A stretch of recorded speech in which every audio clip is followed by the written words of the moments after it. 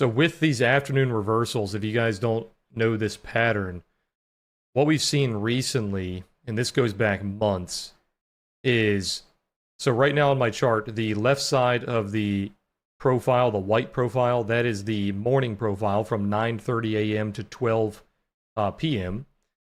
Then the purple profile is the afternoon profile from 12 p.m. to close.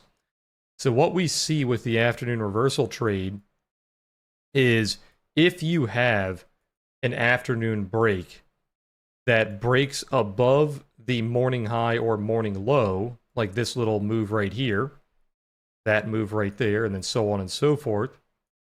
If that afternoon profile breaks the morning profile, it is extremely likely that that will pull back, that breakout will pull back to the morning value, either the same day into the close or the following day. It's kind of treated as single prints, right? So you can see these afternoon reversals, they get pulled back very often. Now, recently, we have been trending very aggressively, so it hasn't been following it so much. But look at these afternoon breaks. Very often do they get pulled back. So this one broke the trend right here. So we actually did pull back a couple of times. You had an afternoon break, pulled back, afternoon break, pulled back, but then you closed weak. It closed outside of that morning value. And then if we move forward, if we look at the most recent days, same thing. We had an afternoon break here, pulled back into the close on Friday. Yesterday, we did not have an afternoon break. The entire afternoon profile was trading on the morning POC. So now today, we need to see, once this morning profile closes, once it gets to 12 p.m., from 12 p.m. to close, if it tries to break, let's say the morning value is like here and here, if it tries to break, then look for that pullback into that morning value. It is a very high strike rate pattern. It's been happening for months. No, there's no reversal trade unless you mean like a reversal buy. There's no like reversal shorts here. This is a very strong move up. And you didn't want to sell VWAP here because you're putting in higher lows. It's kind of a triangle. It's an ascending triangle.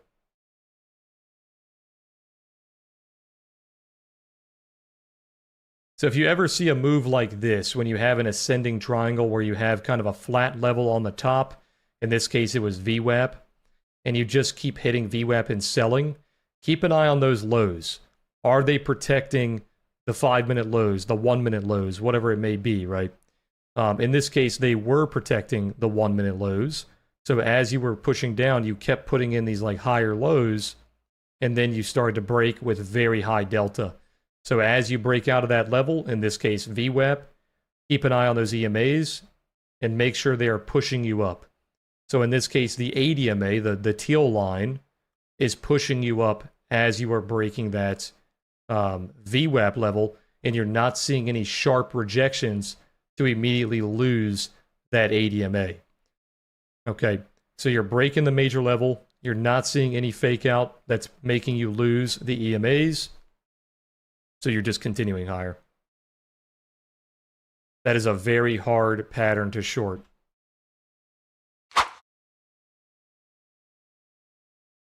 So what I mean by rotations is you look at the value high and the value low of either a prior day or the current day. And what a rotation is let's say price is failing down, and then we bounce off that value low. This would start a rotation, which is a movement from the value low to the value high. Basically a fancy word for ranging, right? We are rotating, we are ranging from that value low to that value high. So as price continues to rotate higher, you look for that value high, and then when it hits that value high, you rinse and repeat. You now look for the value low. So in this case here, if we look at Friday's value, we started a rotation here. We pushed up until it hit that value high. It failed a little bit early. but then we finally hit it here, and then it started to rotate lower. And now we hit that value low. So now we are starting another rotation, another range from that value low to that value high.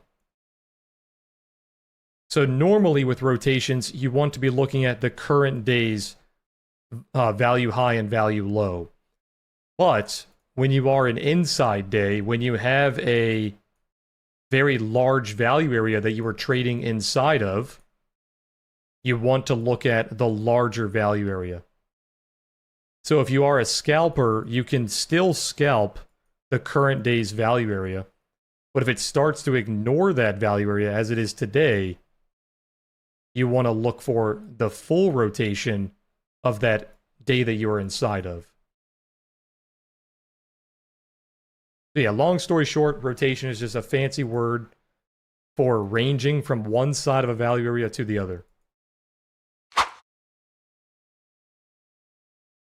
So right now we are putting in single prints if this 30-minute candle closes like this. So single prints are these little areas right here that have one TPO, right? So tails by themselves cannot be single prints. So like right here, they only have one TPO, but that is a lower tail. Those are not single prints.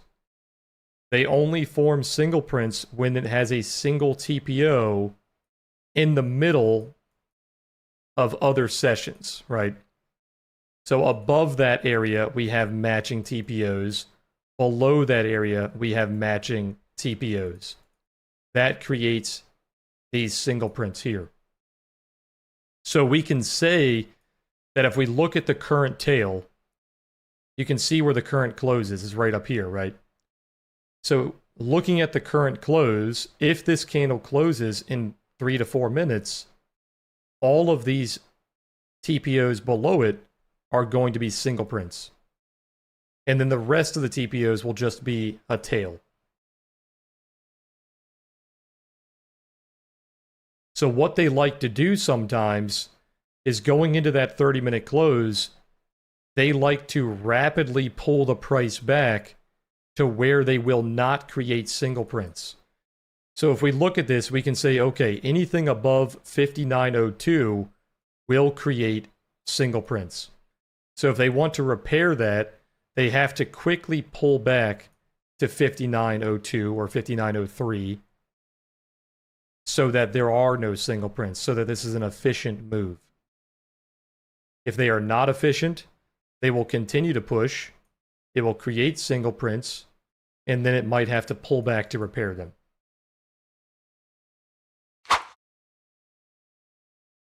So when you have a value retrace, you are losing value. So let's look at the current value. We have value on Friday's low, Friday's high.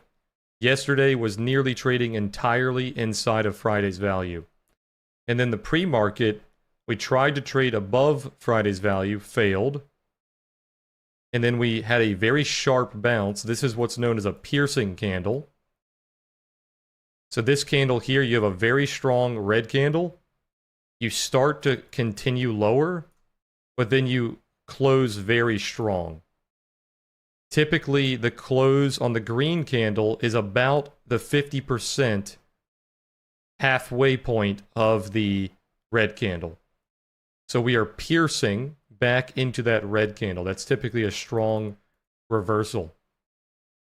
And also, we are starting a value retrace because we are closing back inside of Friday's value low. So closing back inside of Friday's value low would start that retrace looking for Friday's value high. Now, right now, we are failing to retrace because it's hitting that POC node, also the POC node of Friday, and we are stalling a little bit.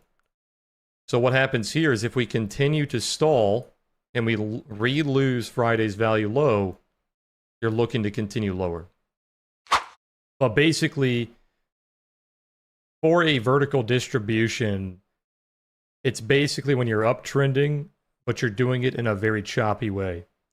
So instead of just cleanly putting in new highs, a little bit of a pullback, new high, pullback, you're doing that, but you're doing it very close together, right?